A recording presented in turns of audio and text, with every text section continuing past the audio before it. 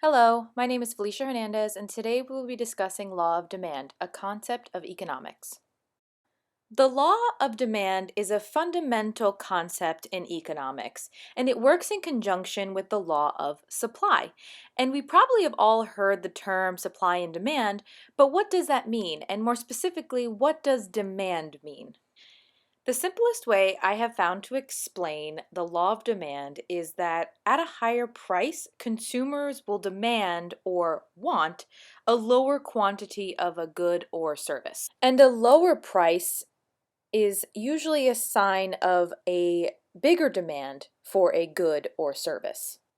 The relationship between demand, price, and quantity occurs due to diminishing marginal utility. Diminishing marginal utility is the idea of how people prioritize their purchases. The units are used to address the urgency or need of a purchase. Now, as the urgency decreases, the unit of that item or purchase increases, which means our most basic necessities that we purchase sit at the first unit.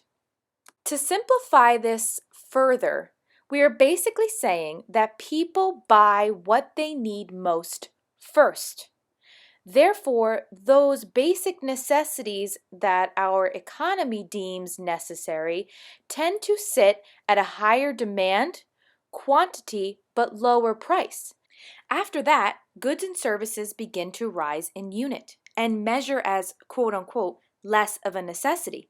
And we see the scales begin to tip. The demand for higher unit goods and services become lower because less of consumers deem it necessary, and so prices rise and quantity decreases.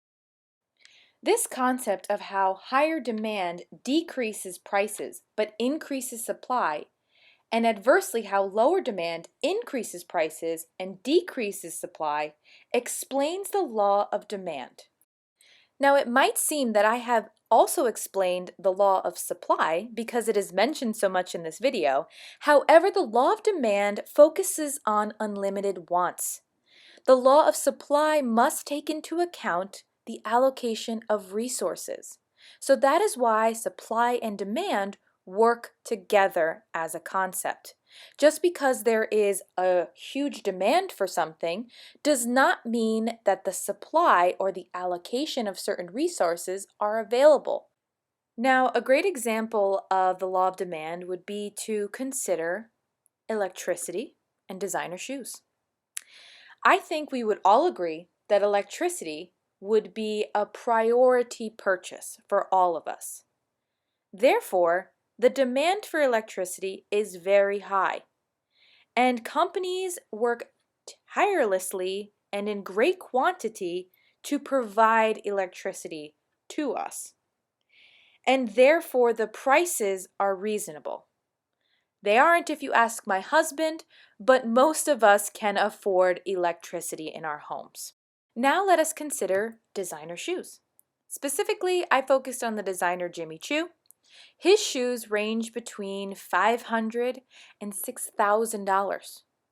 These are specialty designer heels that most of us would not deem a necessity, and therefore the demand for the shoes is much lower, and that is why the price is much higher and the quantity that is made is lower. Thank you for watching. I hope you better understand the law of demand.